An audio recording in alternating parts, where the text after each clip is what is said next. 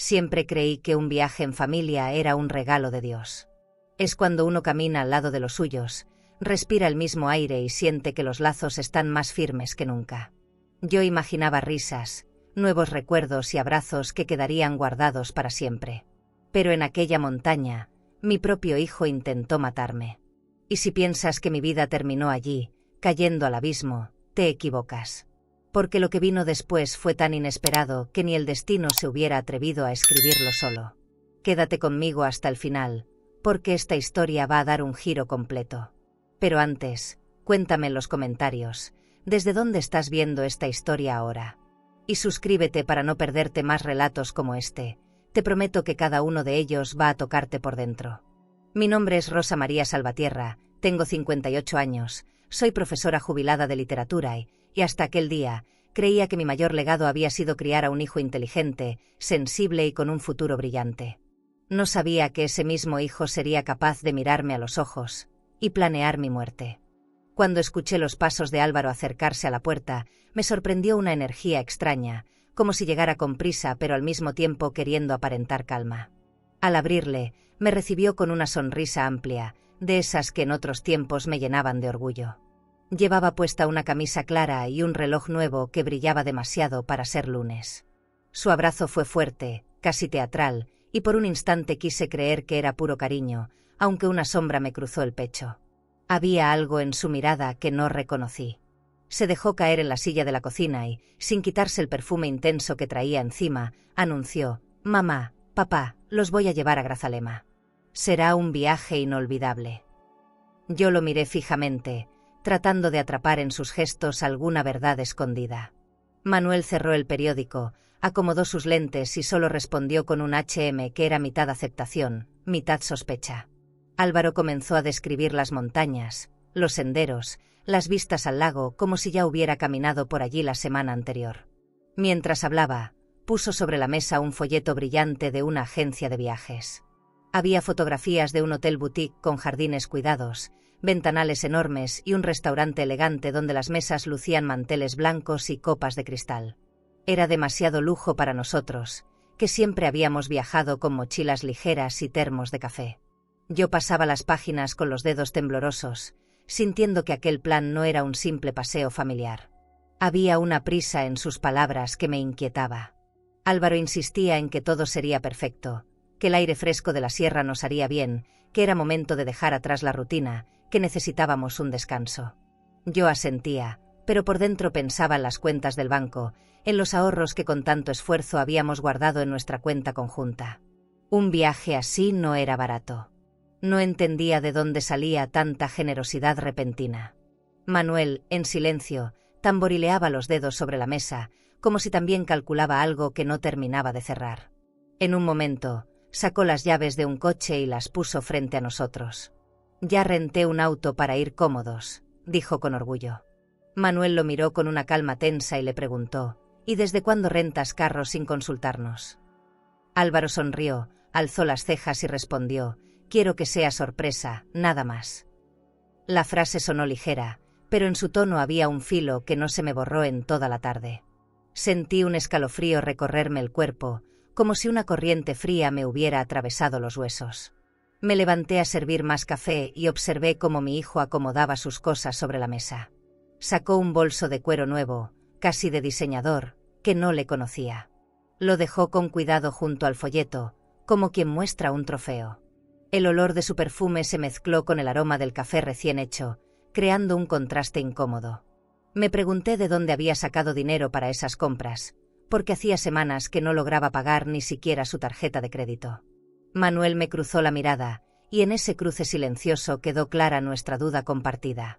Álvaro siguió hablando sin parar, como si llenara los espacios para que no hubiera preguntas. Habló de senderos, de miradores, de cómo en el restaurante del hotel servían vino caro y postres con frutas exóticas. Yo recordaba nuestras excursiones de juventud, con bocadillos envueltos en servilletas y agua en botellas recicladas. Aquella idea de un spa de lujo y de cenas a la luz de velas no era nuestro mundo, era un espejismo que él trataba de vendernos con demasiada prisa. Yo lo observaba mientras gesticulaba, y de pronto noté cómo su risa era distinta. No había ternura en su voz, sino una tensión oculta. Manuel se inclinó hacia atrás en la silla y preguntó con calma: «¿Y este hotel tan elegante, cómo piensas pagarlo?». Álvaro soltó una carcajada forzada y respondió: «Déjenme consentirlos, se lo merecen». Yo sonreí, pero por dentro la inquietud crecía. No era normal que mi hijo insistiera tanto en convencer, como si el viaje fuera más importante que nuestra tranquilidad. Guardé silencio, aunque mi mente estaba llena de preguntas. Recordé las veces en que Álvaro había regresado de madrugada con olor a cigarro y la mirada esquiva. Recordé cómo meses antes me había pedido retirar fondos del banco para invertir, y cómo esa transferencia terminó siendo un misterio sin respuesta. Algo en mí quería creer en su sonrisa, pero otra parte, la más callada, sabía que había un secreto detrás de tanto entusiasmo. Manuel, al levantarse de la mesa, le dio una palmada en el hombro, pero yo noté que sus ojos estaban fríos. Esa noche no pude dormir. Miraba el techo del cuarto y escuchaba la respiración pausada de Manuel. En mi mente resonaban las palabras de Álvaro: «Será un viaje inolvidable». Me preguntaba por qué lo decía con tanta seguridad, como si el destino ya estuviera escrito. Cerré los ojos tratando de ahogar el miedo, pero la imagen del coche rentado y del bolso caro no me dejaban en paz. Sentía que estábamos a punto de entrar en una historia de la que no había regreso. Y aunque no lo dije en voz alta, supe que Manuel también lo presentía. El día del viaje amaneció con un cielo limpio, sin nubes, y aún así yo sentía un peso extraño en el pecho. Mientras cerraba la puerta de la casa, noté cómo Álvaro ya estaba fuera esperándonos con el coche encendido, el motor ronroneando con una impaciencia que no coincidía con su sonrisa forzada. Manuel guardó el equipaje en la cajuela, mientras yo repasaba en mi mente si había apagado la estufa y cerrado las ventanas. Era un ritual de cuidado, pero en el fondo sabía que lo hacía para retrasar unos segundos más ese trayecto que me inquietaba. El coche olía a nuevo, con esos asientos de piel que crujen al sentarse. En el tablero brillaba una pantalla digital que no habíamos visto nunca en los autos de nuestra familia. Mientras avanzábamos por la carretera, Álvaro hablaba demasiado, llenando cada silencio con anécdotas forzadas. Comentaba sobre la casa, sobre cómo era costoso mantener el jardín, y de pronto, sin venir al caso, soltó: «Con la herencia todo sería más sencillo, ya no tendrían que preocuparse por nada». Sentí cómo Manuel apretaba la mandíbula, aunque no dijo palabra. Me quedé mirando por la ventana, viendo desfilar olivares interminables, tratando de contener el frío que me subía por la espalda. El aire acondicionado estaba demasiado fuerte, o tal vez era yo que ya no podía calentarme. Álvaro seguía hablando, mencionando cuentas de banco, tarjetas de crédito, propiedades que algún día serían suyas. Hablaba como si ya estuviera planeando administrar un dinero que aún respiraba sentado a su lado. Quise detenerlo, decirle que esas cosas no se dicen, pero me mordí la lengua para no provocar un choque en plena carretera. Intenté distraerme preguntándole sobre el hotel. Él respondió con entusiasmo, describiendo una suite con decoración elegante, muebles de diseñador y un restaurante con lámparas de cristal. Hablaba de cenas largas, de masajes en spa de lujo, de vinos servidos en copas importadas. Yo lo escuchaba, pero en cada palabra se escondía una sombra. No era orgullo por consentirnos, sonaba a una promesa que necesitaba desesperadamente cumplir. Manuel bajó la ventanilla y encendió un cigarro, quizás para disipar la tensión, pero el humo terminó reforzando la pesadez en el aire. Álvaro subió el volumen de la música, una canción alegre que chocaba con mi ánimo. Cantaba en voz baja, fingiendo despreocupación, pero su rodilla golpeaba el volante con un ritmo nervioso. Yo lo observaba de reojo, reconociendo en su rostro esas arrugas tempranas que no eran de edad, sino de noches gastadas en lugares oscuros. No quise preguntar, pero el silencio me apretaba la garganta.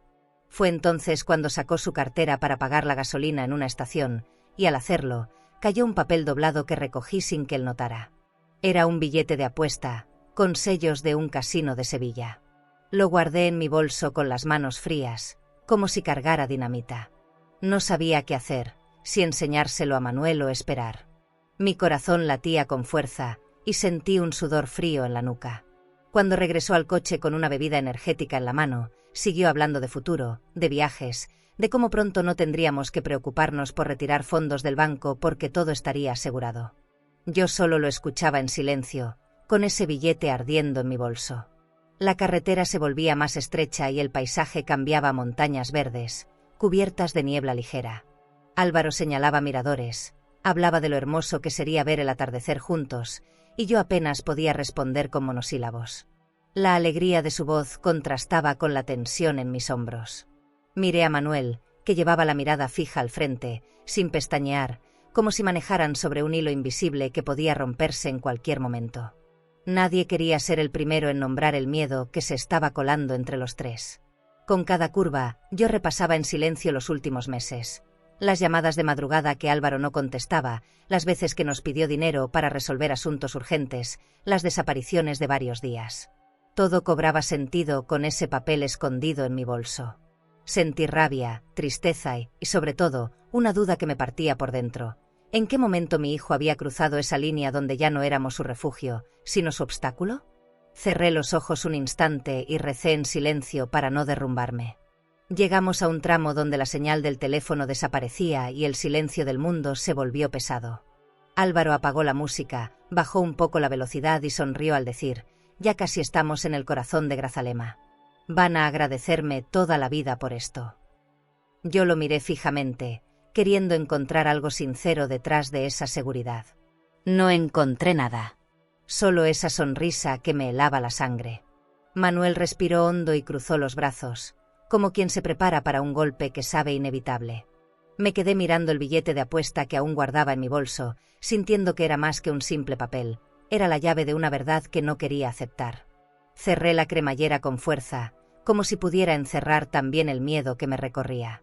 Afuera, el paisaje se volvía más alto y empinado. Dentro, mi corazón me repetía que ese viaje no tenía nada de inocente. Y aunque no quise decirlo en voz alta, empecé a sentir que estábamos entrando en un camino del que tal vez no habría regreso. Al mediodía llegamos a un restaurante rústico al borde del camino, con paredes de piedra y olor a leña quemada. Las mesas estaban cubiertas con manteles rojos, y el sonido de los cubiertos mezclado con el murmullo de los comensales llenaba el aire. Álvaro eligió la mesa más cercana a la ventana, desde donde se veía el valle. Se sentó erguido, sonriendo con ese aire de anfitrión orgulloso, como si todo aquello fuera parte de un plan bien diseñado. Yo trataba de mantener la calma, aunque cada palabra suya me pesaba como un ladrillo en el pecho. El mesero nos trajo vino y pan caliente. Álvaro lo aceptó con un gesto de lujo, como si estuviera en un club privado, no en una venta de carretera. Brindó con exageración, hablando de futuro, de lo mucho que cambiarían nuestras vidas en poco tiempo. Manuel bebió apenas un sorbo, bajó la copa y se limitó a cortar un pedazo de pan en silencio. Yo sonreí por compromiso, porque sabía que cualquier gesto de duda podía encender una discusión.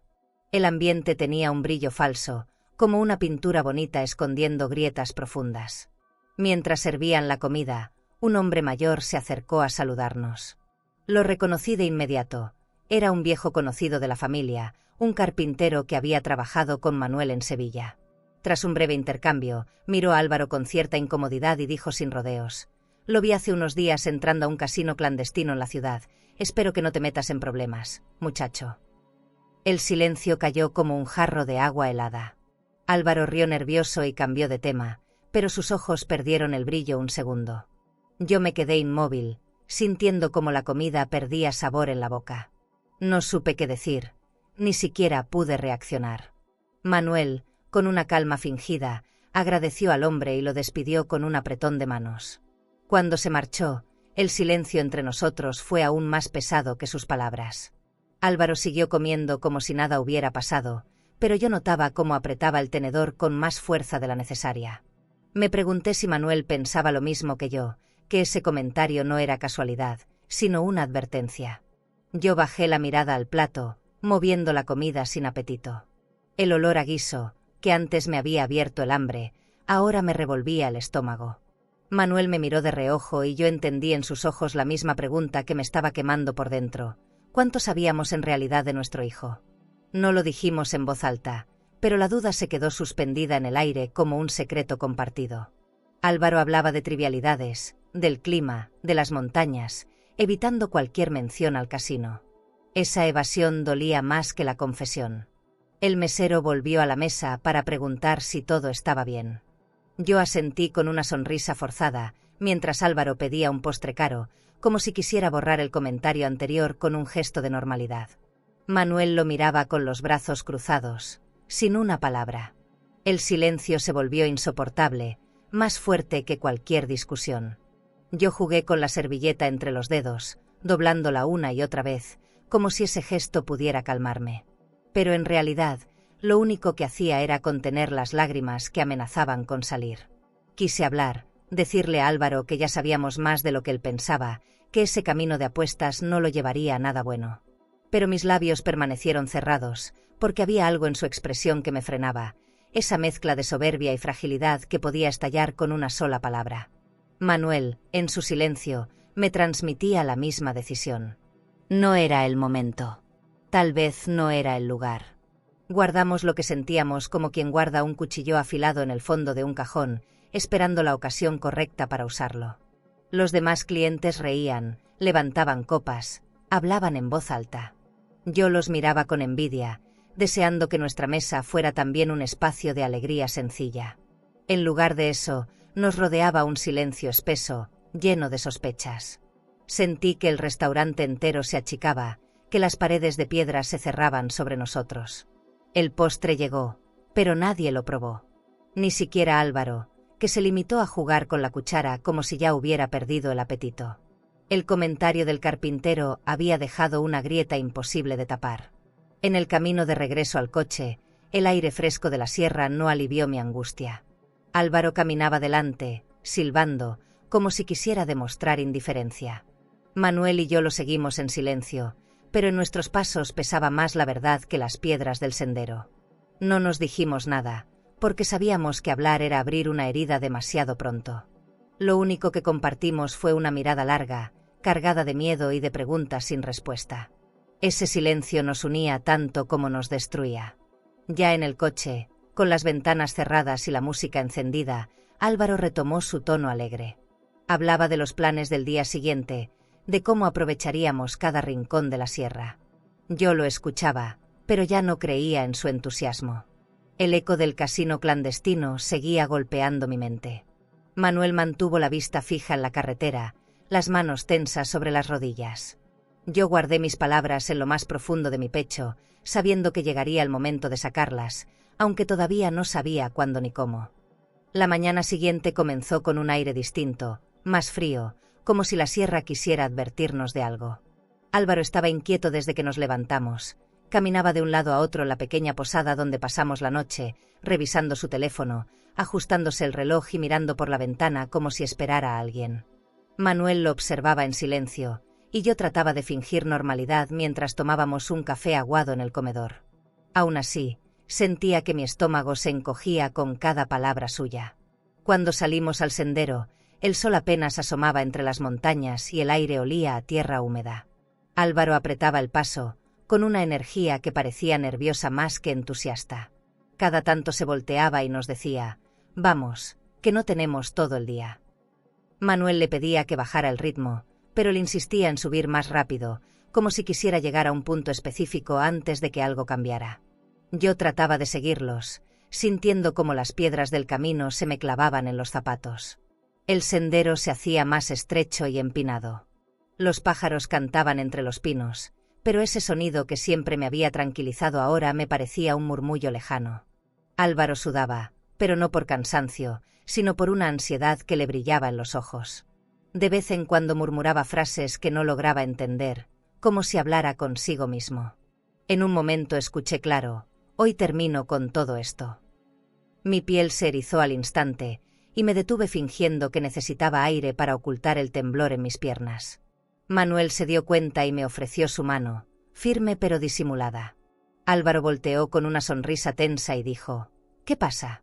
Todavía falta lo mejor». Intenté responder con calma, pero dentro de mí todo gritaba que ese entusiasmo escondía otra cosa.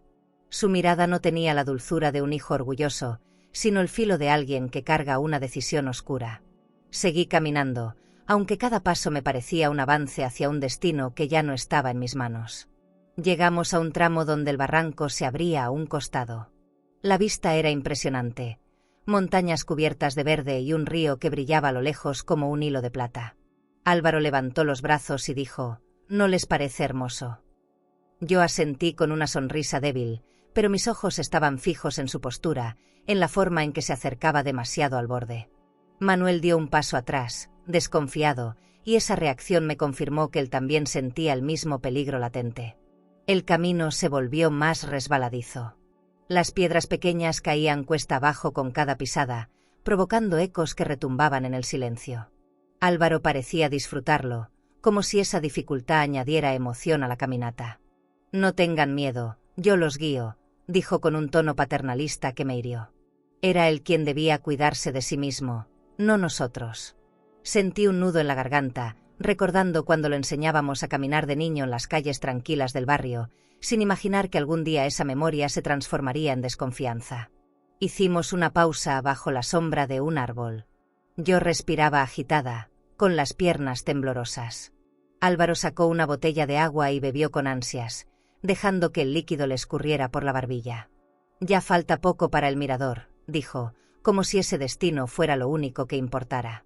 Manuel me miró en silencio, con esa expresión que lo decía todo. Teníamos que estar alertas. Supe entonces que ambos compartíamos el mismo temor, aunque ninguno se atreviera todavía a pronunciarlo en voz alta. El sol subía más fuerte, y yo sentía como la frente se me empapaba de sudor. Álvaro caminaba adelante, casi saltando entre las piedras, mientras nosotros nos quedábamos un par de pasos atrás. «Van muy despacio», se quejó. «Esto no es un paseo, es una experiencia». Su tono era cortante, como si quisiera marcar distancia. Yo bajé la vista, evitando que notara el temblor de mis labios. Dentro de mí, la pregunta crecía como un grito. ¿Qué buscaba en realidad con tanta prisa y tanto afán de controlarnos? Llegamos a un claro donde el camino se dividía en dos. Álvaro eligió el sendero más difícil sin dudarlo, asegurando que era el más corto hacia el mirador. Manuel lo siguió, aunque con pasos medidos, mientras yo me aferraba a mi bastón improvisado. El silencio entre nosotros era tan espeso que solo se oía el crujir de las ramas bajo los pies. Sentí que cada paso nos alejaba más de cualquier posibilidad de regresar a salvo. El corazón me latía en las sienes, recordándome que estábamos entrando en un terreno no solo físico, sino emocionalmente peligroso. Esa última parte del camino me pareció interminable. Álvaro caminaba como si cargara un secreto en cada zancada, y yo, detrás, no podía evitar observar su espalda con una mezcla de amor y miedo. Nunca pensé que un día lo miraría así, como si fuera un desconocido. El aire se volvió más denso, y tuve la certeza de que, después de ese ascenso, nada volvería a ser igual. En mi pecho, una voz silenciosa me repetía que estábamos a un paso de descubrir lo que tanto temíamos. ¿Y tú? ¿Confiarías ciegamente en un hijo que empieza a comportarse de manera extraña, aunque cada detalle te grite que algo anda mal? El sendero nos llevó hasta un mirador natural donde la montaña se abría de golpe, mostrando un barranco profundo que parecía no tener fin. El viento soplaba fuerte, levantando polvo y despeinando mi cabello. Álvaro se colocó justo al borde, con los brazos extendidos, como si la inmensidad lo hiciera sentir poderoso. Manuel y yo nos quedamos unos pasos atrás, observando con cautela. Mi corazón golpeaba en el pecho con cada segundo que pasaba. Había algo en esa escena que no era simple contemplación, era un escenario. Álvaro nos llamó con un gesto de la mano. «Vengan, no tengan miedo, la vista es mejor desde aquí». Su voz era amable en apariencia, pero la urgencia en sus ojos lo delataba. Yo miré a Manuel y él negó apenas con la cabeza, como diciéndome que no confiara. Caminamos despacio hacia él, cada piedra que rodaba por el abismo hacía eco en mis entrañas. Sentía un vértigo extraño, no solo por la altura, sino por la tensión que colgaba invisible entre los tres. Me detuve a pocos pasos y fingí admirar el paisaje.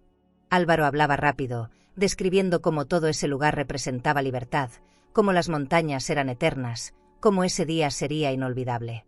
Pero detrás de sus palabras había un temblor. De pronto, su sonrisa se torció y gritó: «Esta montaña será su final». Mi cuerpo entero se paralizó. Sentí que el aire me abandonaba, que las palabras habían perforado todo lo que quedaba de confianza. Manuel reaccionó primero, dando un paso hacia atrás y poniéndose entre nosotros y el borde. «¿Qué estás diciendo, Álvaro?», preguntó con voz firme, pero cargada de un miedo que intentaba ocultar. Mi hijo no respondió, solo nos miró con una mezcla de rabia y alivio. En sus ojos reconocí la desesperación de alguien que se siente acorralado. En ese instante comprendí que la deuda, las apuestas, las noches en casinos clandestinos, todo lo había empujado a ese punto sin retorno. Yo temblaba, incapaz de pronunciar palabra. Recordaba su risa de niño, los cumpleaños con globos de colores, los abrazos al salir de la escuela. Todo se mezclaba con esa imagen actual, un hombre al borde del abismo, dispuesto a acabar con quienes lo habían dado todo. El contraste era insoportable. Cerré los ojos un segundo, deseando despertar de esa pesadilla. Cuando los abrí, lo vi acercarse un paso más hacia nosotros, y entendí que no había marcha atrás. El viento sopló con más fuerza, levantando mi bufanda y enredándola en mi cuello. Sentí que el destino nos jalaba hacia ese vacío. Álvaro extendió las manos como si quisiera empujarnos con un gesto teatral. «Con esto termino mis problemas», murmuró entre dientes. Esa frase me atravesó como un cuchillo. Manuel apretó los puños, pero se contuvo, quizás consciente de que cualquier movimiento brusco podía ser fatal. Yo me aferré al brazo de mi esposo, buscando un ancla en medio de la tormenta. Los segundos se volvieron eternos. Álvaro nos observaba como un jugador que apuesta la última carta. Y entonces sucedió. Con un empujón rápido, calculado, nos lanzó hacia el vacío. El aire se me cortó de golpe, un grito ahogado salió de mi garganta, y la montaña entera se convirtió en un torbellino de piedras y viento. No tuve tiempo de pensar, solo de sentir cómo la vida se rompía en 1000 pedazos en un solo instante. Caímos, pero no hacia las rocas como él esperaba. Manuel me jaló del brazo, y los dos nos inclinamos hacia el costado que conocíamos de juventud. El lago profundo, oculto por los árboles, apareció como un milagro en medio de la caída. El agua nos recibió con un golpe helado que quemó mi piel y me arrancó el aliento. El impacto me hizo perder la noción por segundos, pero la certeza de estar viva me atravesó de inmediato. Manuel emergió a mi lado, tosiendo, con sangre en la frente. Me sujetó con desesperación, asegurándose de que yo flotara. El sonido del agua chocando contra las rocas y el eco de la voz de Álvaro celebrando arriba me envolvieron en una mezcla de dolor y rabia. Fingí estar inconsciente mientras me acercaba a la orilla, y Manuel entendió mi plan sin necesidad de palabras. El silencio era ahora nuestra única defensa. Nos escondimos entre los arbustos, empapados, con el corazón latiendo desbocado. Desde arriba escuchábamos a Álvaro gritar: «Ahora la casa y el dinero serán míos». Sus palabras eran la confirmación de todo lo que temíamos. Manuel apretó su muñeca, donde llevaba ese reloj con grabadora que aún funcionaba, y yo comprendí que teníamos algo más que sobrevivencia. Teníamos pruebas. Y mientras nuestro hijo celebraba, nosotros comenzábamos una nueva batalla, en silencio, desde las sombras. El agua helada me abrazaba con una fuerza brutal, como si quisiera arrastrarme al fondo y borrarme del mundo. Nadaba apenas, con las ropas pesadas pegadas a la piel, mientras Manuel me sostenía con un brazo. El dolor en su frente sangrante me partía el alma, pero sus ojos permanecían lúcidos, fijos en mí, dándome la señal de que no debía rendirme. Cada brazada era un regreso obligado a la vida, aunque yo temblara de miedo. El eco de las palabras de Álvaro seguía cayendo desde lo alto, como piedras invisibles golpeándome el corazón. Logramos alcanzar la orilla, oculta entre arbustos espesos que apenas dejaban pasar la luz. Me arrastré sobre la hierba húmeda, jadeando, sintiendo el sabor metálico del agua mezclado con lágrimas. Manuel se desplomó a mi lado, respirando con dificultad. Tomó mi mano con fuerza y con un gesto apenas perceptible, señaló su muñeca. El reloj, empapado, seguía grabando. Esa chispa de esperanza me atravesó como un rayo. No estábamos tan indefensos como él creía. La prueba de su traición estaba en nuestras manos. Me quedé quieta, fingiendo estar sin vida, con el cuerpo rígido y los ojos entrecerrados. Desde arriba se escuchaban los gritos de Álvaro, celebrando: «Por fin soy libre. La herencia es mía». Su voz retumbaba entre las montañas, cada sílaba un puñal clavándose más hondo. Cerré los ojos con fuerza, recordando su primera bicicleta, su risa cuando aprendió a nadar en ese mismo lago. Nunca pensé que aquel lugar de nuestra juventud se convertiría en escenario de su traición. La ironía me desgarraba, pero también me daba una extraña claridad. Manuel se incorporó lentamente, con el rostro contraído por el dolor. Su voz fue apenas un susurro. «Rosa, no podemos dejarnos vencer, este lugar nos salvó una vez, nos salvará de nuevo». Yo asentí, con lágrimas corriendo entre la tierra pegada a mi piel. El olor a barro, el canto de los grillos y el agua goteando de nuestras ropas creaban una sinfonía dolorosa que jamás olvidaré. En medio de todo ese caos, la certeza de estar viva se volvió mi arma secreta. Nos quedamos escondidos, escuchando cómo los pasos de Álvaro se alejaban poco a poco. Su silbido, arrogante, se perdió entre los árboles. Cada segundo era un recordatorio de que él ya nos daba por muertos. Y ese error, ese desprecio por nuestra resistencia, sería el inicio de nuestra venganza silenciosa. Manuel revisó el reloj, asegurándose de que la grabación seguía intacta. Yo respiré profundo, sintiendo que la montaña misma nos había dado una segunda oportunidad. El frío se metía en mis huesos, haciéndome temblar sin control. Busqué calor en la mano de Manuel, aferrándome a su piel áspera. Él apretó con firmeza, transmitiéndome valor. No hablamos mucho, el silencio era necesario para sobrevivir. Pero en ese silencio también floreció algo más, una decisión compartida. Ya no éramos simples víctimas. Habíamos cruzado una frontera invisible donde el dolor se transformaba en dignidad. Recordé cuando de jóvenes veníamos a ese lago a escondernos del mundo. Era nuestro refugio secreto, el lugar donde soñábamos con un futuro juntos, sin saber que algún día sería el escondite que nos salvaría de nuestro propio hijo. La vida tiene formas crueles de cerrar círculos. Mientras acariciaba las piedras húmedas de la orilla, sentí que esa memoria nos estaba protegiendo. Como si el tiempo mismo nos hubiera preparado para resistir. Manuel, aún con la herida abierta en la frente, sacó del bolsillo un pequeño pañuelo para limpiar el reloj. Yo lo miraba con un nudo en la garganta. Ese hombre herido, agotado, seguía siendo mi roca. Me incliné para besarle la mano, y en ese gesto silencioso juré no rendirme. Si él podía seguir de pie, yo también lo haría. La montaña había querido borrarnos, pero nos devolvía con un propósito más fuerte que el miedo. El sol empezaba a bajar, pintando el agua de reflejos dorados. Era hermoso y cruel a la vez. Teníamos que movernos antes de que la noche cayera, pero mis piernas apenas respondían. Manuel me ayudó a levantarme, y con pasos torpes nos adentramos en un sendero oculto que conocíamos de nuestra juventud. Era como si la sierra, testigo de nuestra historia, nos ofreciera un pasadizo secreto para huir. Cada paso dolía, pero la determinación era más grande que el dolor. Mientras nos alejábamos del lago, escuché mi propia respiración acompasada con la de Manuel. Sentí que esa sincronía era un pacto silencioso, sobreviviríamos, aunque fuera arrastrándonos. La traición de Álvaro nos había arrancado algo irrecuperable, pero también nos había regalado una fuerza que desconocíamos. No sabía aún cómo ni cuándo lo enfrentaríamos, pero lo que estaba claro era que ese día había dejado de ser nuestro hijo. Y aunque la herida me desangraba por dentro, ya había elegido, no moriría en silencio. Aún escondidos en la montaña, escuchábamos ecos de risas lejanas que no pertenecían a la naturaleza. Eran las carcajadas de Álvaro, celebrando su victoria imaginaria. Su voz rebotaba entre las rocas como un trueno perverso. Ahora la casa y el dinero serán míos. Cada palabra era una puñalada. Yo apreté los dientes, tratando de contener un grito que me quemaba la garganta. Manuel me tocó el hombro con calma, señalando el reloj que aún grababa. La prueba seguía acumulando su propia fuerza. Álvaro parecía haber olvidado por completo quién era. Lo escuchamos sacar el teléfono, hablar a todo volumen con esa arrogancia que tantas veces tratamos de corregir.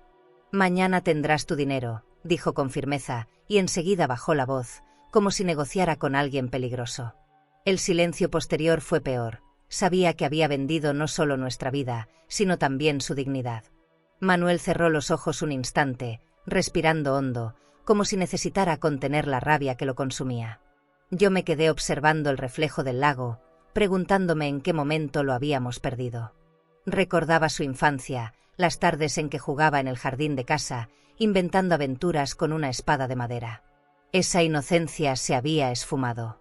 Ahora era un hombre hablando con prestamistas, dispuesto a entregar nuestra memoria a cambio de saldar deudas de juego. El contraste era tan doloroso que sentí un vacío abrirse en el estómago.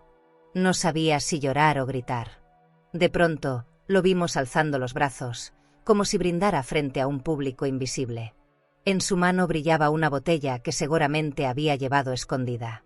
«Por fin voy a vivir con lujo, sin preocupaciones», exclamó, riendo solo. Nombró hoteles, spas, cuentas de banco, ropa de diseñador. Era como si se describiera entrando a un mundo que nunca había sido nuestro. Yo apreté los puños y sentí que esa celebración era la confirmación de que, para él, ya estábamos enterrados. Manuel se inclinó hacia mí y susurró: «Esto lo va a hundir, cada palabra que dice es un arma contra él». Lo miré con lágrimas contenidas, entendiendo que tenía razón. El destino nos había dado algo más que la oportunidad de sobrevivir. Nos había regalado su propia confesión. Álvaro no necesitaba enemigos, porque él mismo estaba cavando su tumba moral. Aún así, el dolor de escucharlo era insoportable. Yo quería correr, enfrentarle, pero sabía que aún no era el momento. Seguimos ocultos, viendo cómo caminaba de un lado a otro, nervioso y eufórico. Llamó a alguien más, tal vez un amigo, y empezó a hablar de cuentas conjuntas, de propiedades, de transferencias que haría en cuanto la herencia estuviera a su nombre. Sus palabras eran frías, calculadas, como si el cariño se hubiera borrado por completo. Me dolía pensar que en su mente ya no éramos personas, sino obstáculos que había eliminado. El viento soplaba fuerte, y yo me abrazaba a mí misma para no temblar. Sentía que la montaña escuchaba con nosotros, guardando cada palabra como testigo silencioso. Manuel me cubrió con su chaqueta empapada, y en ese gesto sencillo encontré fuerzas para resistir. Si habíamos llegado tan lejos, era porque la vida todavía nos reservaba un propósito. Tal vez era castigo, tal vez era redención, pero no podía dejar que esa voz arrogante nos derrotara. Álvaro se sentó sobre una roca, encendió un cigarro y dejó escapar una risa larga, como si ya se viera dueño de todo. Lo miré desde la distancia, sintiendo que estaba frente a un desconocido. No reconocía en él a mi hijo. La avaricia había devorado al niño que cuidé, a ese joven que alguna vez soñó con construir su propia casa. Lo que veía ahora era un hombre consumido por la deuda, celebrando una tragedia. Y lo peor, creyendo que nadie lo veía. La tarde empezó a caer, tiñendo el cielo de naranja. Yo sabía que debíamos movernos antes de que oscureciera, pero mis pies estaban clavados en la tierra, como si una parte de mí no quisiera aceptar la verdad. Manuel me apretó la mano y murmuró: «Vámonos, ya tenemos suficiente». Asentí en silencio, sintiendo que ese día habíamos enterrado definitivamente la ilusión de recuperar a nuestro hijo.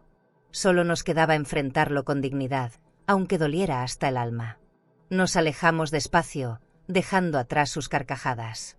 Cada paso hacia el bosque era una despedida silenciosa de lo que alguna vez fuimos como familia.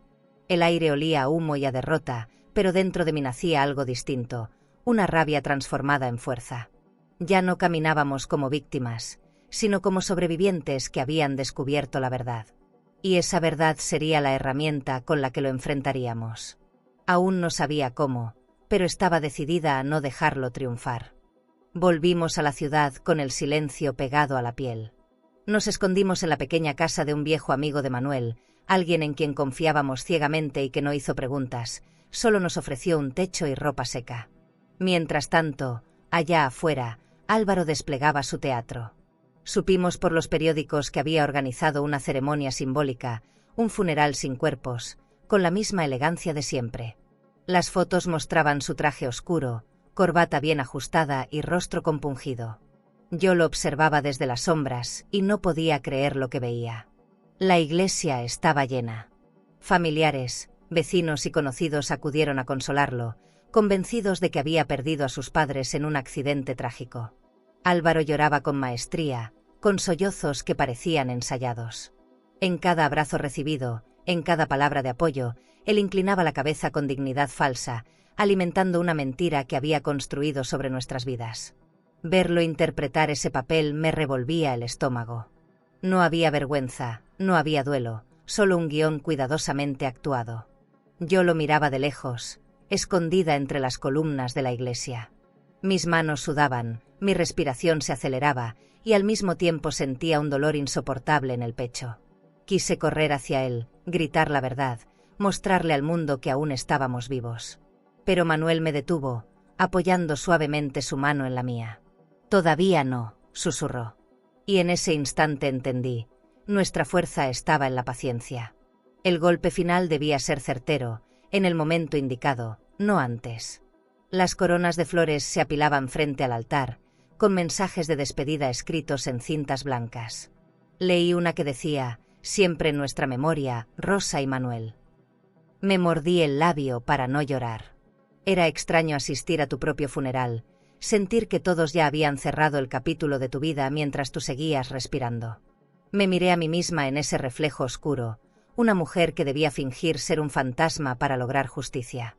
Álvaro aprovechaba cada instante para mostrarse como víctima ejemplar. Agradecía con voz quebrada, abrazaba con firmeza, limpiaba lágrimas que no existían. Incluso pidió al sacerdote que rezara por la paz de nuestras almas. Manuel apretó los dientes y murmuró, «No tiene límites». Yo solo podía sentir. La rabia me ardía en la garganta, pero también una extraña serenidad se filtraba en mis venas. Porque sabía que cada lágrima falsa sería recordada el día que lo desmascaráramos. Después de la misa, lo vimos acercarse a un grupo de abogados, con tono serio. Movía las manos, hablaba de trámites, de acelerar documentos, de cuentas bancarias congeladas que debían liberarse pronto. Incluso mencionó la casa, nuestra casa, como si ya fuera suya. Entre más rápido mejor, lo escuché decir. Esa prisa era el reflejo de su desesperación, y en mi interior supe que el tiempo corría a nuestro favor. Porque cuanto más confiado se mostrara, más fuerte sería la caída. Me refugié un momento en los baños de la iglesia, mirando mi reflejo en el espejo empañado. Estaba pálida, con los ojos enrojecidos y el cabello enredado. No parecía la misma mujer de antes, pero había algo nuevo en mí, una fuerza que nacía del dolor. «Resiste, Rosa», me dije a mí misma en voz baja. «Resiste, porque tu voz se escuchará cuando llegue la hora». Sentí un escalofrío al imaginar el instante en que entráramos vivos en el tribunal. Ese pensamiento me devolvió aire a los pulmones. Al salir, vi a mis nietos corriendo por el atrio, ajenos a todo. Su risa inocente chocaba con el teatro macabro de su padre. Sentí un nudo en la garganta al pensar en ellos, en el futuro que tendrían si no hacíamos nada. Fue en ese instante cuando comprendí que ya no era solo por nosotros. Era por ellos también. No podían crecer bajo la sombra de una mentira tan cruel. Esa certeza me dio un motivo más para soportar el silencio. Esa noche, escondidos aún, Manuel y yo repasamos lo ocurrido. Él encendió una lámpara tenue y extendió sobre la mesa el reloj con las grabaciones. «Aquí está todo», dijo. Lo miré con orgullo y miedo a la vez. Teníamos las pruebas, teníamos la verdad, pero también teníamos un enemigo que era sangre de nuestra sangre. Cerré los ojos y recé, no para salvar a Álvaro, sino para que el dolor no me destruyera antes de llegar al final.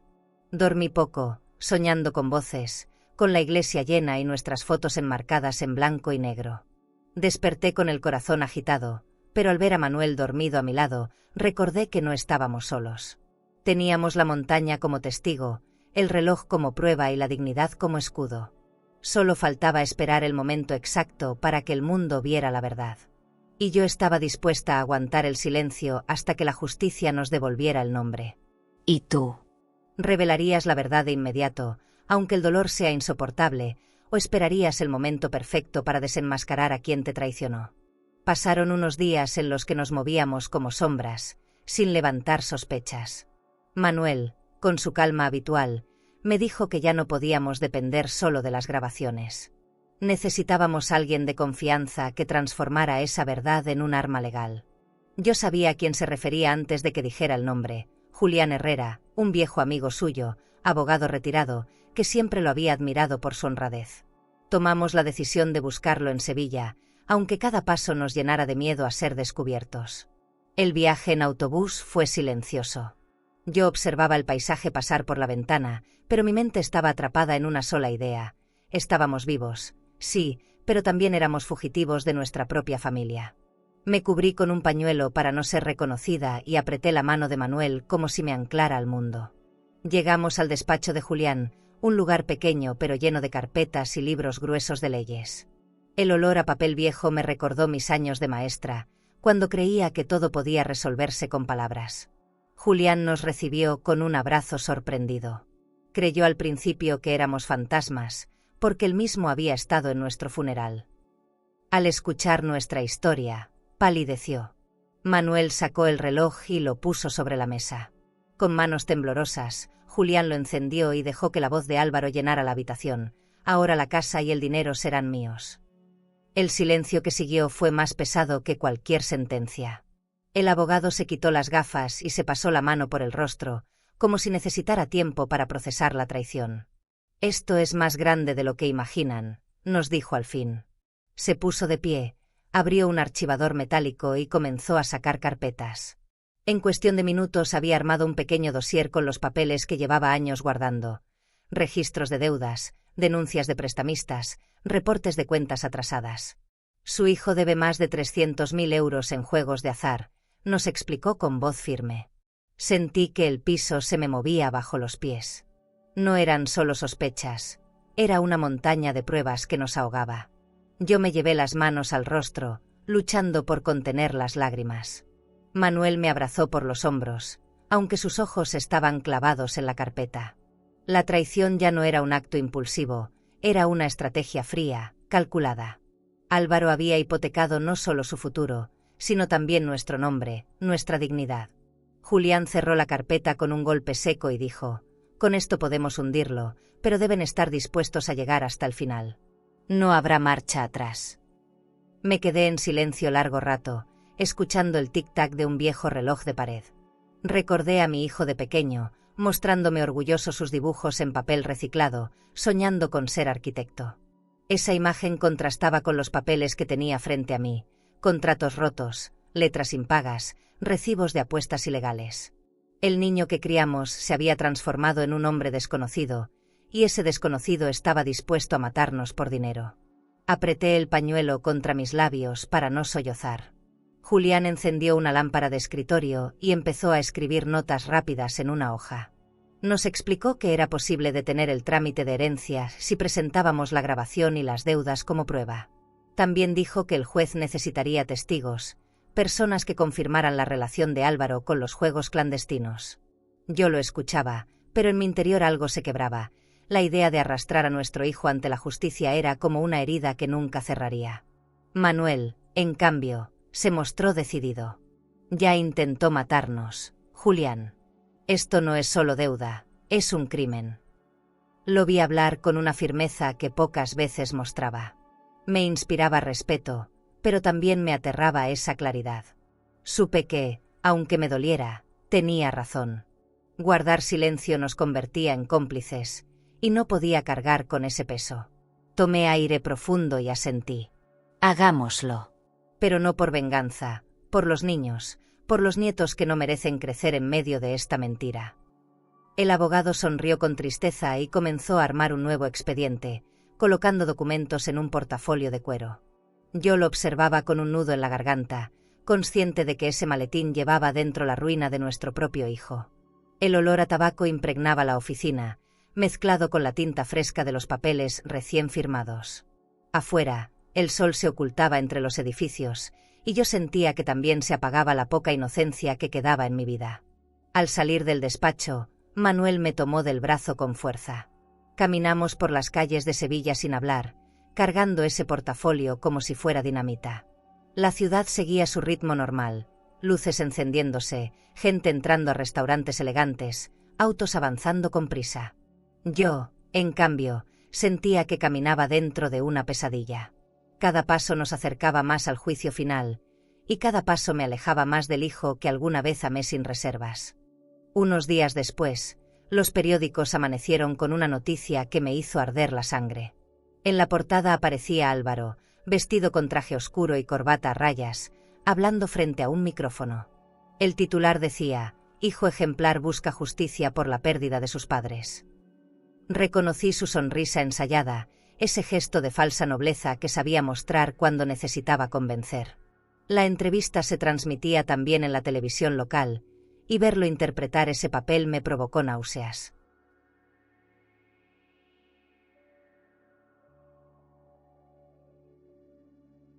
Antes de seguir, si esta historia te está tocando el corazón y quieres seguir descubriendo relatos llenos de emoción, aprendizaje y transformación, suscríbete al canal. Cada historia que compartimos tiene alma, y quizás alguna de ellas te ayude a sanar algo que ni sabías que necesitabas sanar. Haz clic en suscribirse y continúa este camino junto a nosotras. Encendí el televisor en la casa de Julián y me quedé observando en silencio. Álvaro lloraba frente a las cámaras, contando cómo su dolor lo había transformado, cómo quería honrarnos con fundaciones y actos de caridad. Manuel golpeó la mesa con el puño cerrado. ¡Qué descaro!, exclamó. Yo apenas pude articular palabra. Sentí que cada lágrima falsa era una traición nueva, como si siguiera empujándonos por el barranco una y otra vez. Lo entrevistaban en un restaurante elegante, con lámparas de cristal y manteles blancos. Sobre la mesa había copas de vino servidas, que él apenas tocaba, como si quisiera mostrar sobriedad. Pero yo lo conocía. Detrás de esa pose había un hombre desesperado, alguien que buscaba limpiar su imagen para que la herencia cayera en sus manos sin obstáculos. El olor imaginado del perfume caro que seguramente llevaba me atravesaba la memoria. Era un teatro costoso, montado con precisión. El periodista le preguntó sobre la herencia.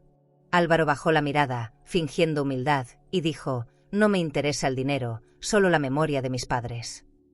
Esa frase me desgarró. Porque mientras la pronunciaba, yo recordaba su voz en la montaña diciendo lo contrario: «Ahora la casa y el dinero serán míos». La contradicción era tan brutal que me costaba creer que nadie más la notara. Sentí deseos de gritarle al televisor: «¡Mientes!». Julián, con calma profesional, anotaba cada palabra en un cuaderno.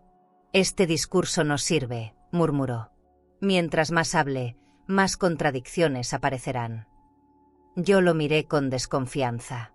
¿Cómo podía mantenerse tan frío cuando yo me estaba quemando por dentro? Pero entendí su lógica. Cada frase falsa era una cuerda más que mi hijo se ponía al cuello.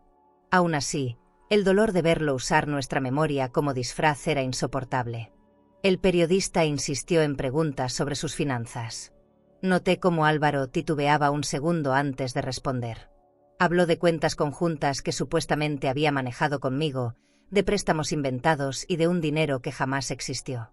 Ese detalle no pasó desapercibido. El reportero arqueó una ceja y lo miró con escepticismo.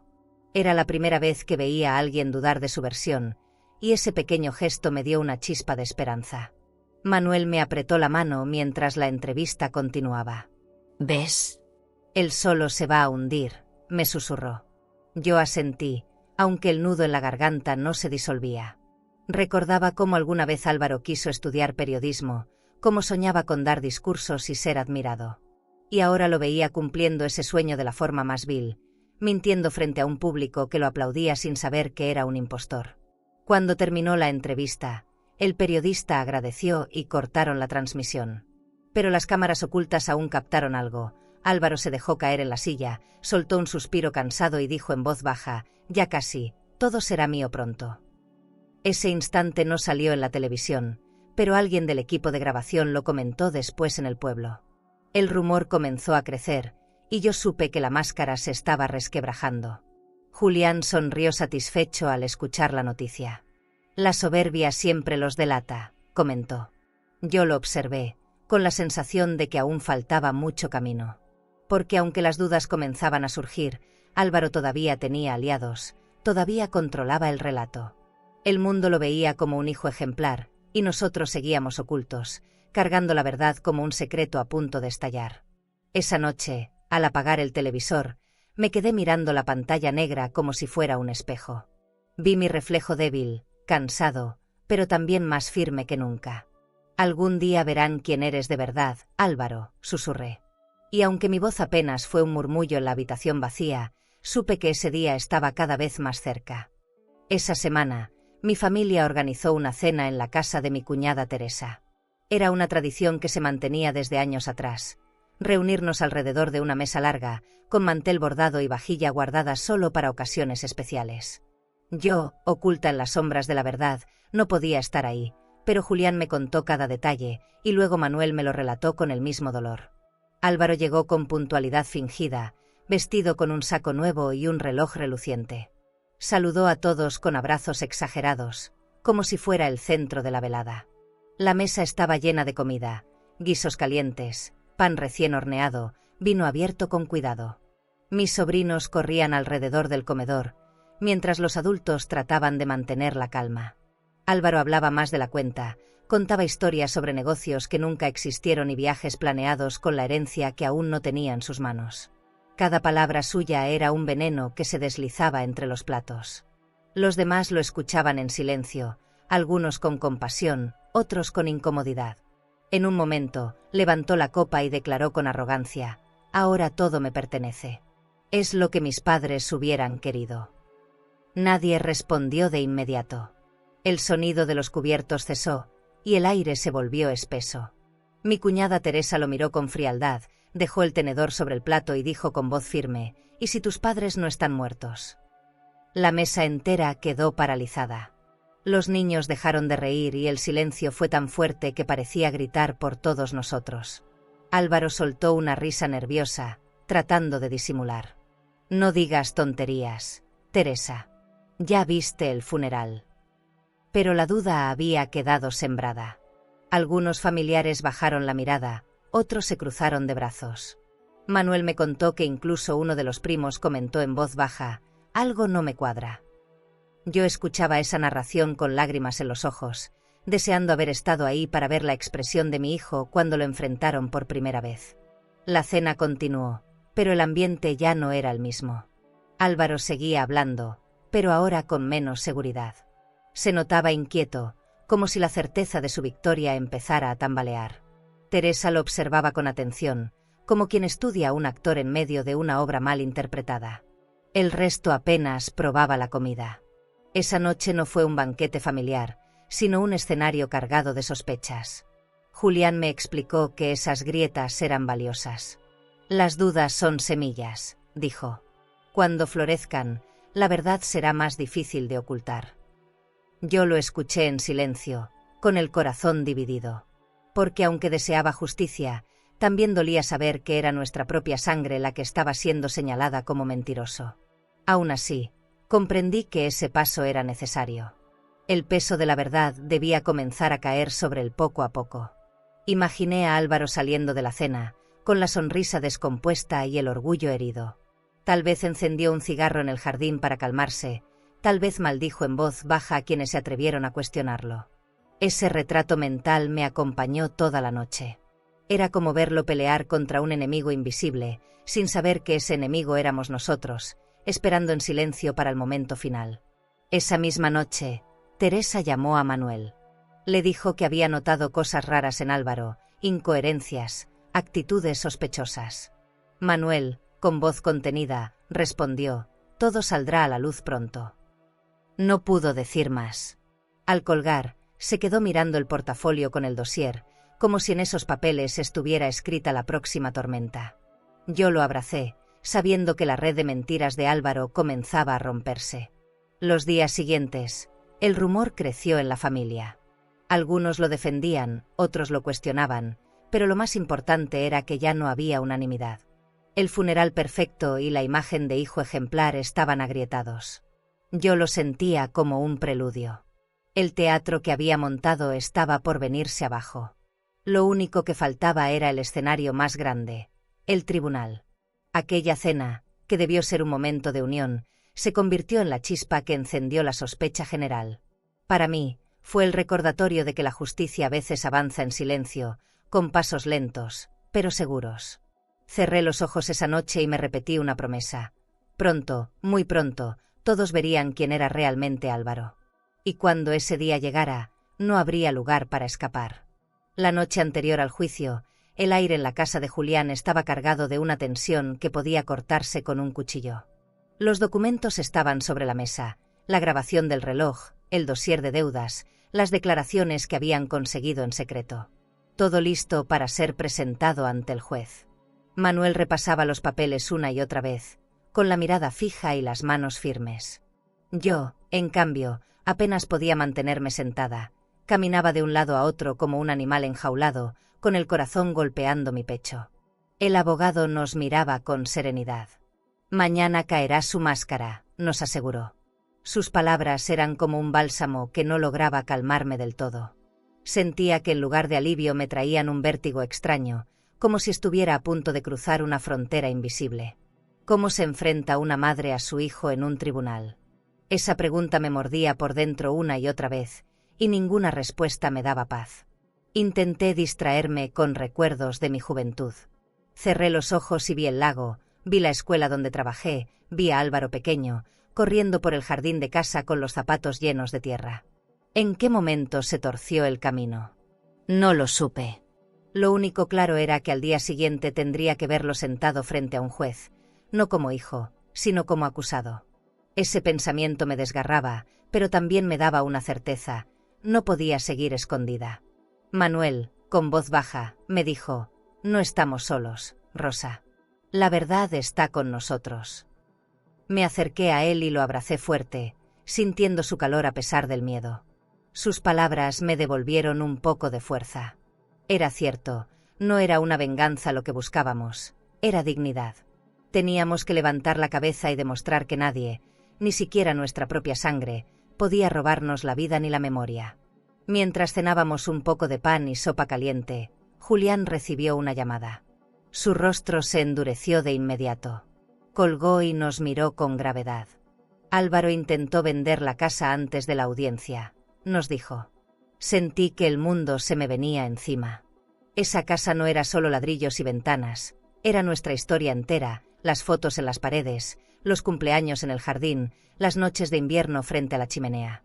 El simple hecho de imaginarla en manos de extraños me arrancó lágrimas silenciosas. Manuel apretó los dientes, con esa calma firme que siempre escondía su rabia. Eso solo prueba su desesperación, dijo. Yo lo escuchaba, pero en mi interior el dolor crecía como un incendio.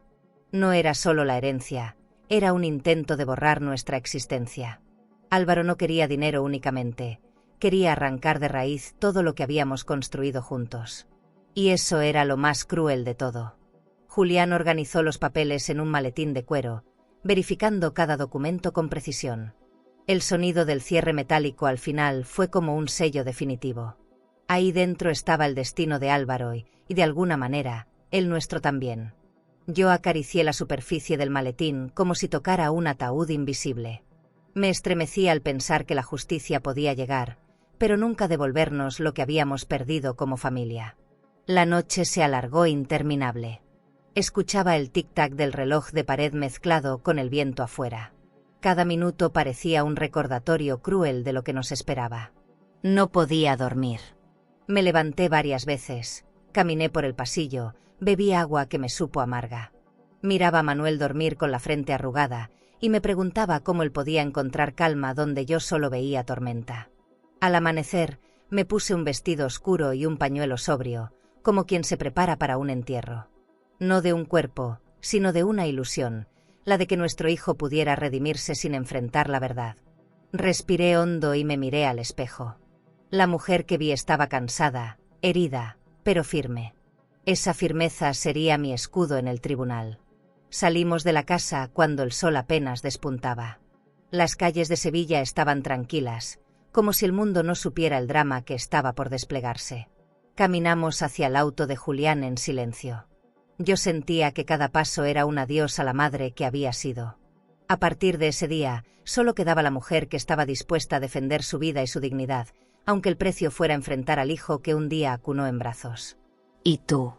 ¿Crees que es justo que unos padres tengan que llevar a su propio hijo al tribunal para defender su vida y su dignidad? El tribunal estaba lleno desde temprano.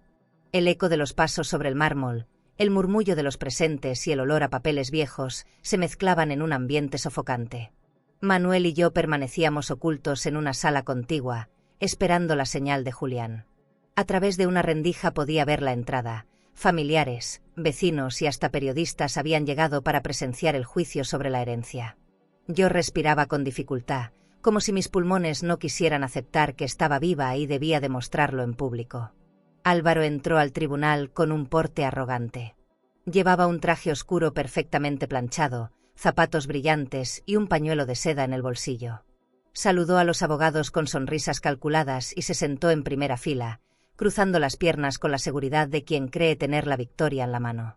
Desde mi escondite, observaba cada gesto y me dolía reconocer en él la misma elegancia que alguna vez nos hizo sentir orgullo. Ahora, esa elegancia estaba al servicio de la mentira. El juez llegó puntual, un hombre serio, de mirada implacable. Abrió la audiencia con voz firme, enumerando los asuntos a tratar. Escuchaba nombres, documentos, fechas, mientras mi corazón latía con tanta fuerza que apenas podía seguir el ritmo. Álvaro mantenía la cabeza erguida, fingiendo dolor, fingiendo respeto. Era un espectáculo perfecto. Pero en mi interior sabía que su papel estaba a punto de desmoronarse. El abogado de Álvaro tomó la palabra. Habló con voz segura sobre la pérdida trágica de sus padres, sobre la urgencia de resolver la herencia para evitar que las cuentas quedaran bloqueadas. Mencionó propiedades, cuentas bancarias, incluso la casa familiar. Sentí cómo se me encogía el estómago al escucharlo hablar de nuestro hogar como si ya fuera suyo. Era como si nos borrara de la historia con cada palabra. De pronto, el juez levantó la mano y lo interrumpió. «Hay nuevas pruebas en este caso», anunció con solemnidad. El murmullo llenó la sala. Vi cómo Álvaro parpadeó, sorprendido, perdiendo por un instante su seguridad. Se inclinó hacia su abogado, preguntando algo en voz baja. Nadie esperaba esa frase. Yo apreté las manos sobre mis rodillas, conteniendo el temblor que me recorría. Era el inicio de la grieta que habíamos esperado tanto tiempo. El juez ordenó abrir un sobresellado que Julián había entregado esa mañana. Los asistentes se inclinaron hacia adelante, curiosos. El juez leyó en silencio los primeros documentos. Su ceño fruncido se marcaba más con cada página. Cuando levantó la vista, su tono fue claro. Estas pruebas cambian la naturaleza del caso. Álvaro trató de sonreír, pero la rigidez en su mandíbula lo delató. Yo miré a Manuel y sentí que el aire volvía lentamente a mis pulmones. No necesitábamos hablar. Ambos sabíamos que ese era el momento que habíamos esperado. Nuestro hijo estaba frente a la verdad, aunque todavía no supiera la magnitud del golpe. El juez pidió un receso breve para organizar la presentación de las pruebas, y ese pequeño intervalo se me hizo eterno. Caminaba de un lado a otro en la sala contigua, rezando en silencio para no desfallecer. En ese receso escuché cómo Álvaro discutía con su abogado. Su tono se volvió áspero, casi histérico. «¿Qué pruebas? Esto no puede ser», repetía. Sus palabras atravesaban las paredes como cuchillos. Yo cerré los ojos y recordé cuando era niño y se frustraba al perder un juego de mesa. Esa misma rabia, amplificada por la edad y la desesperación, era lo que escuchaba ahora. El niño caprichoso seguía dentro de él, pero ahora jugaba con vidas. El juez regresó a la sala y todos retomaron sus lugares.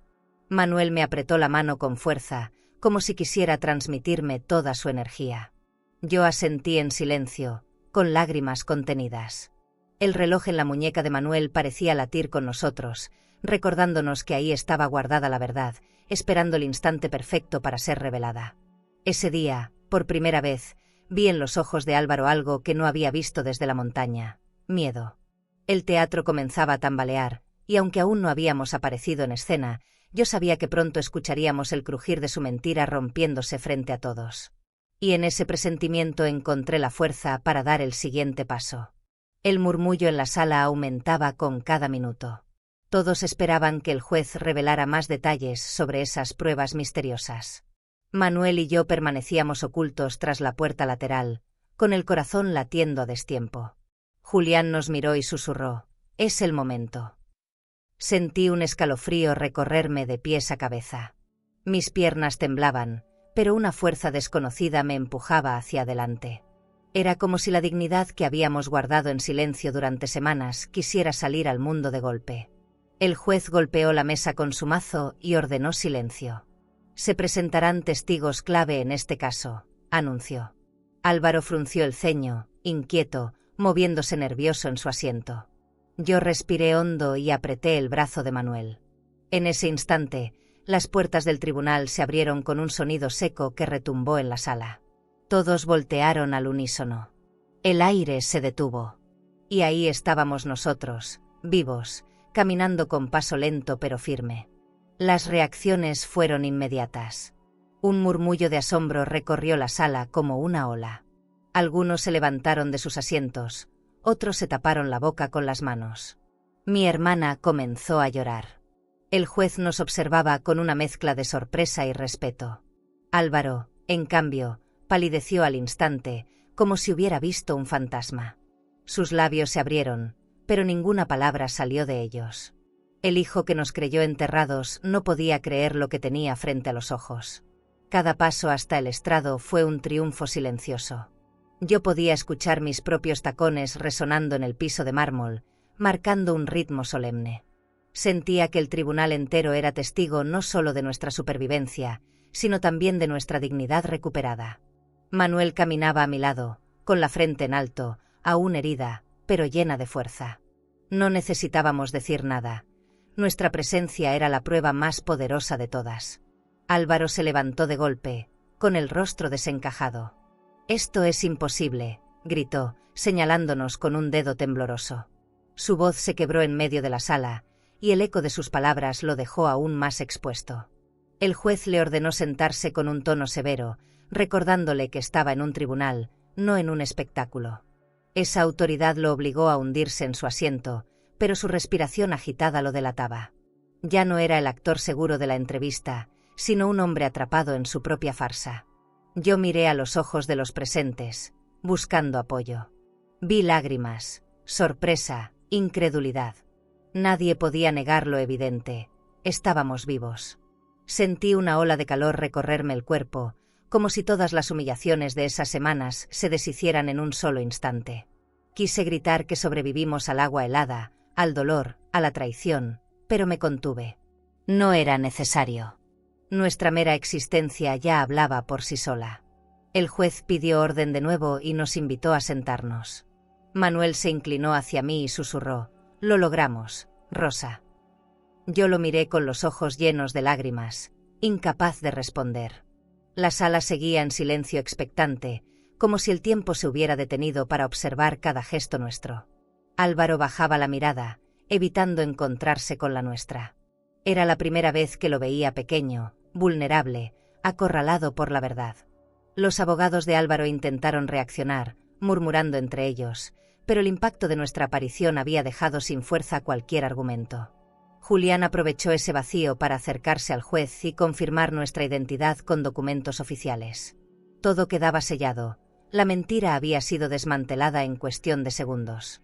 El teatro que Álvaro construyó con tanto esfuerzo se derrumbaba frente a todos. Mi corazón aún latía con violencia, pero una calma extraña empezaba a instalarse en mí. Miré a los asistentes y vi a mis nietos en brazos de una tía, observándonos con ojos confundidos. Esa imagen me atravesó el alma. Ellos no entendían el drama, pero sabían algo esencial: sus abuelos estaban vivos. Y esa certeza era la semilla de un futuro distinto, uno en el que no crecerían bajo la sombra de la mentira. Esa entrada al tribunal fue más que un regreso. Fue un renacer. Yo, Rosa María Salvatierra, había sido empujada hacia la muerte por las manos de mi propio hijo, pero ahora estaba de pie frente al mundo, demostrando que ni el miedo ni la traición pudieron arrancarme la dignidad. Y en ese instante, comprendí que la justicia ya no era solo un deber, era también un acto de amor hacia mí misma y hacia todos los que me habían dado por perdida. El juez nos pidió tomar asiento mientras el murmullo aún recorría la sala. El aire estaba cargado, como si todos contuvieran la respiración esperando lo que vendría. Julián se puso de pie, con calma calculada, y caminó hasta el estrado con el maletín de cuero entre las manos. El sonido del broche al abrirlo resonó como un disparo en la sala. Yo apreté las manos sobre mi regazo, sintiendo que ese instante marcaría el final de una etapa y el inicio de otra.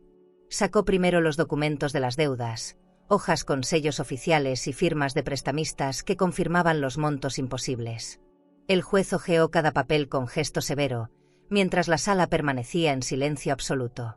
Álvaro, sentado unos metros más allá, se removía inquieto, pasando de un pie a otro, con los labios resecos. Yo lo miraba de reojo y notaba cómo el color iba abandonando su rostro. Su seguridad comenzaba a desmoronarse. Entonces Julián presentó el reloj de Manuel. Lo colocó sobre la mesa y presionó un botón. La sala se llenó con esa voz que me desgarraba y que, al mismo tiempo, era nuestra salvación, la de Álvaro. Ahora la casa y el dinero serán míos. Mañana tendrás tu dinero. Cada palabra caía como una losa. El eco de su confesión se expandía entre las paredes, helando a todos los presentes. Yo cerré los ojos un instante, conteniendo las lágrimas, porque esa grabación era dolor y justicia al mismo tiempo. Álvaro se levantó de golpe, golpeando la mesa con la palma. Eso es mentira. Me están tendiendo una trampa. Su voz se quebró en un grito desesperado. El juez lo observó con dureza y ordenó silencio inmediato. Los murmullos crecieron entre los asistentes. Algunos familiares lo miraban incrédulos, otros indignados. Nadie podía negar lo evidente, no eran nuestras palabras, eran las suyas, grabadas en el mismo instante en que nos creyó muertos. Manuel se mantuvo firme a mi lado, con la frente en alto, aunque su herida aún visible parecía recordarnos el costo de esa verdad. Yo respiraba profundo, tratando de no derrumbarme. No era fácil escuchar a tu hijo hundirse con sus propias palabras. Era como verlo caer en un abismo del que ya no había retorno. Sentí un nudo en la garganta, una mezcla de orgullo por haber resistido y dolor por lo que ese momento significaba para nuestra familia. El juez pidió repetir la grabación. Esta vez se escuchó aún más clara, las risas de Álvaro, su voz quebrada de euforia, las frases sobre la herencia y las deudas. Era como si la montaña entera hubiera viajado hasta ese tribunal para hablar en nuestro nombre. Cuando terminó, el silencio que siguió fue brutal. Podía escucharse el zumbido de las luces en el techo, el roce de las sillas, el latido acelerado en mi pecho. Julián aprovechó el impacto y entregó una carta escrita por un prestamista. En ella se confirmaba que Álvaro había prometido transferir una fuerte suma en cuanto tuviera acceso a nuestras cuentas. Era la prueba final que cerraba el círculo. El juez la leyó en voz alta, y cada palabra era un clavo más en el ataúd de la mentira. Yo lo miraba desde mi asiento, incapaz de reconocer al niño que un día me pedía cuentos antes de dormir. Álvaro trataba de hablar, pero cada intento era más débil que el anterior. Sus abogados lo empujaban a sentarse, susurrándole estrategias inútiles. Él golpeaba la mesa con el puño, negaba con la cabeza, pero sus gestos solo confirmaban su desesperación. Sus ojos se cruzaron con los míos, y por un segundo vi en ellos no al culpable, sino al hijo perdido que alguna vez amé. Sentí que el alma se me partía en dos, pero me obligué a mantener la mirada firme. Manuel tomó mi mano bajo la mesa. No dijo nada, pero ese gesto me sostuvo. Era como si me recordara que habíamos llegado hasta ahí juntos, y que ahora no podíamos flaquear. Yo apreté su mano con todas mis fuerzas, dejando que la dignidad nos envolviera. No importaba lo que viniera después. Ese día la verdad ya estaba escrita en la voz de nuestro hijo. Y aunque doliera hasta los huesos, también era nuestra victoria. El juez levantó la mirada y anunció que las pruebas eran suficientes para cambiar el curso del juicio. Su tono era solemne, inapelable. Yo sentí que el aire por fin entraba en mis pulmones, aunque con un peso extraño. Era alivio, sí, pero también duelo. Porque con cada palabra que confirmaba nuestra inocencia, se sellaba también la condena moral de Álvaro. Y yo sabía que lo peor aún estaba por venir. El silencio en la sala se rompió con el mazo del juez. Queda decretada la detención inmediata de Álvaro Salvatierra por fraude y tentativa de homicidio, pronunció con voz firme. Sus palabras resonaron en mis entrañas como un trueno que al mismo tiempo liberaba y desgarraba. Vi a mi hijo ponerse de pie de golpe, con el rostro descompuesto, gritando que todo era una mentira. 2 guardias se acercaron para sujetarlo, y en ese forcejeo supe que el teatro había terminado.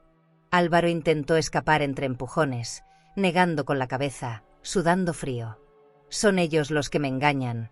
Están vivos porque me tendieron una trampa», gritaba. Nadie le creyó. La sala estaba llena de testigos que habían escuchado su voz en la grabación, que lo habían visto contradiciéndose, que ahora lo observaban como un hombre desnudo de toda dignidad. Yo lo miraba en silencio, con un nudo en la garganta, sintiendo que esa caída era también la mía. El juez ordenó a los presentes mantener el orden. Los guardias esposaron a Álvaro con movimientos firmes, mientras él seguía gritando su inocencia inventada. El tintineo metálico de las esposas me atravesó como un cuchillo. Recordé cuando lo sujetaba de la mano para cruzar la calle, cuando esas mismas manos eran pequeñas y buscaban protección en mí. Ahora estaban encadenadas por la justicia.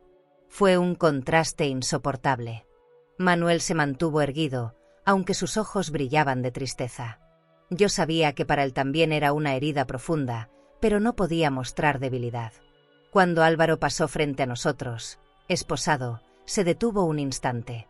Me miró directo a los ojos, con una mezcla de odio y súplica. Sentí que el tiempo se detenía. Quise decirle algo, cualquier cosa, pero las palabras se quedaron atrapadas en mi pecho. Solo lo miré con dignidad, y bajó la cabeza.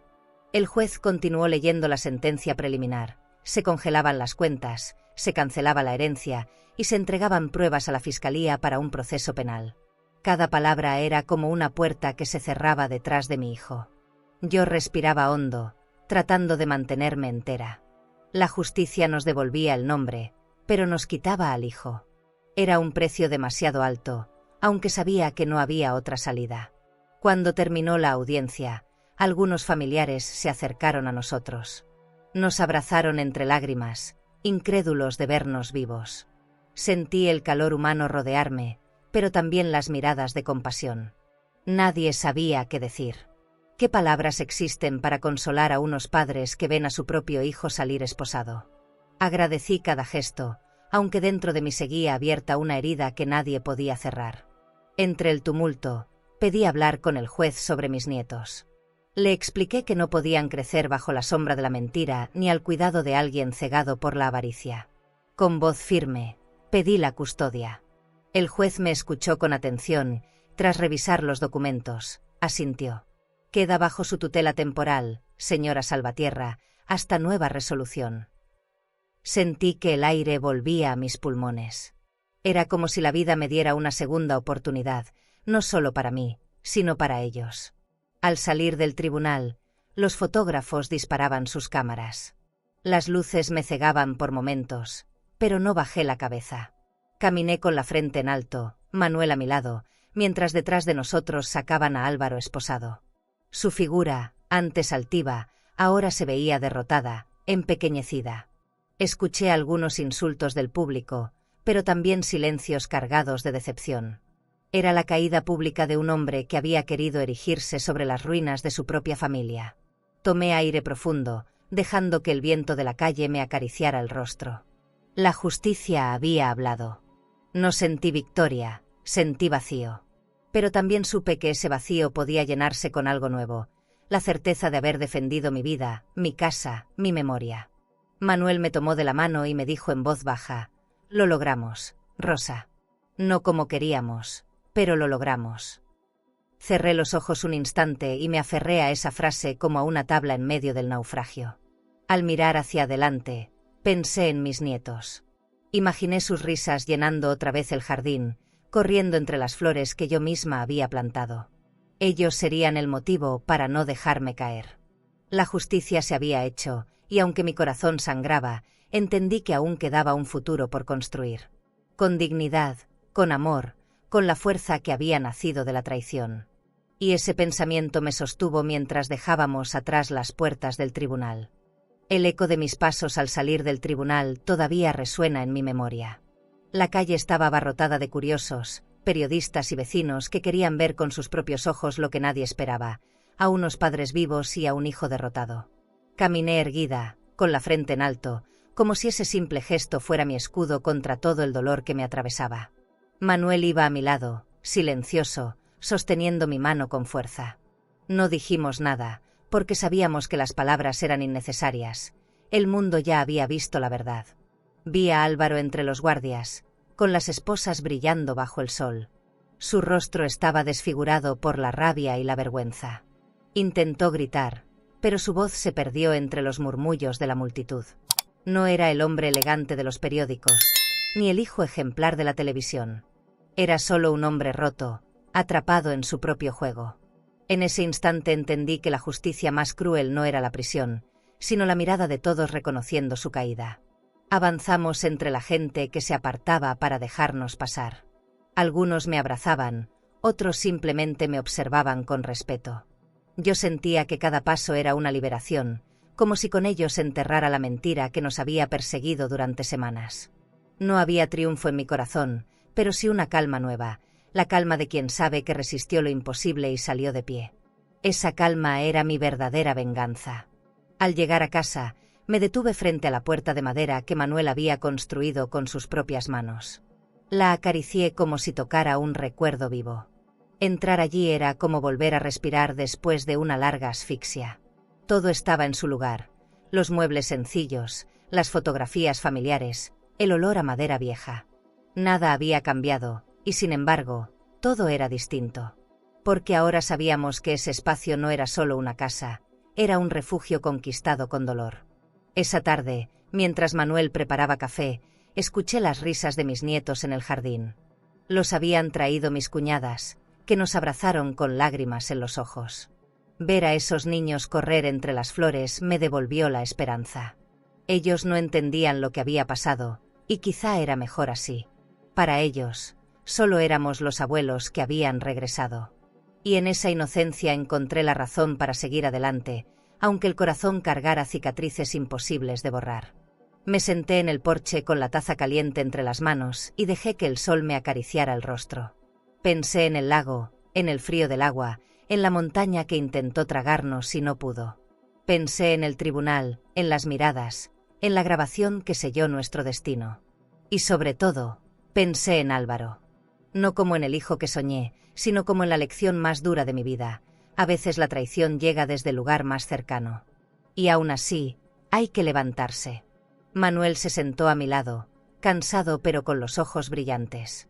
«Ganamos», me dijo, y yo negué suavemente con la cabeza. «No ganamos, Manuel, resistimos.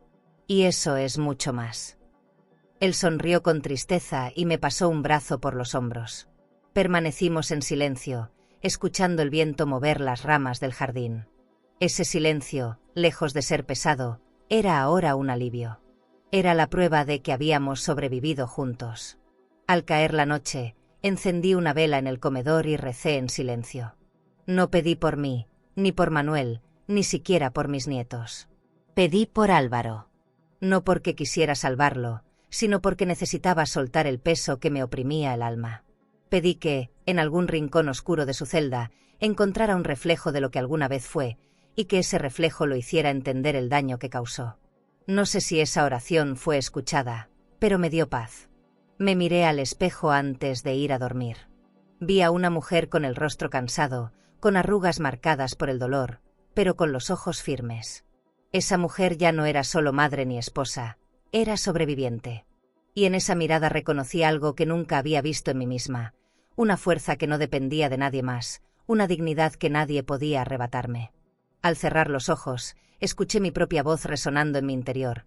Intentaste quitarnos la vida, pero lo único que perdiste fue la tuya en dignidad. Y comprendí que esa frase no era solo para Álvaro, era también para mí. Porque a partir de ahora, mi vida ya no estaría definida por la traición, sino por la resistencia. Y con esa certeza, me dormí tranquila por primera vez en mucho tiempo. ¿Tendrías la fuerza de sobrevivir a la traición de un hijo, y aún así seguir creyendo en el amor y en la vida? Y si hoy te sientes traicionada, herida o abandonada por alguien que debería haberte cuidado, no permitas que esa herida defina tu valor. Tú no eres desecho, ni un estorbo. Tú eres raíz, eres semilla de todo lo que vino después de ti. Eres historia viva. Aunque alguien haya intentado borrarte, todavía hay miradas que encuentran luz solo con tu presencia. Tú ya diste tanto, educaste, levantaste, perdonaste más de una vez, regalaste tu fuerza incluso cuando estabas cansada. Tal vez nunca recibiste el agradecimiento que merecías, pero aquí, en este momento, te honramos. Escuchamos tu dolor. Y queremos que sepas, aún queda mucho por lo cual levantar la cabeza y seguir caminando. Tu dignidad es tu victoria más grande. Y cuando eliges vivir con la frente en alto, hasta quienes intentaron hundirte terminan enfrentando su propia vergüenza. Porque tu vida misma se convierte en la prueba de que nada, ni siquiera la traición más amarga, puede borrar tu valor. Si esta historia tocó tu corazón, suscríbete al canal para seguir escuchando relatos como este, y recuerda, todavía queda belleza por vivir en tu camino. ¿Crees que esta historia fue dura? Entonces no te imaginas lo que pasó cuando, en plena fiesta, una hija le gritó a su propia madre que lo único que quería era verla en el panteón. Ella no respondió con rabia, pero lo que hizo después dejó a todos helados. Te dejaré este vídeo en la pantalla final para que lo veas ahora mismo. Haz clic y descubre la historia completa de En la fiesta de mi hija. Ella me gritó: lo único que quiero es que te largues al panteón, y me esfum, porque su desenlace es tan impactante que te marcará para siempre. A vida ensina, mas nem sempre avisa. Suscríbete al canal y dale like al video para acompañar historias de mujeres fuertes, silenciosas y llenas de cicatrices que el tiempo no apagó. Porque detrás de cada mirada madura, hay segredos que todavía arden.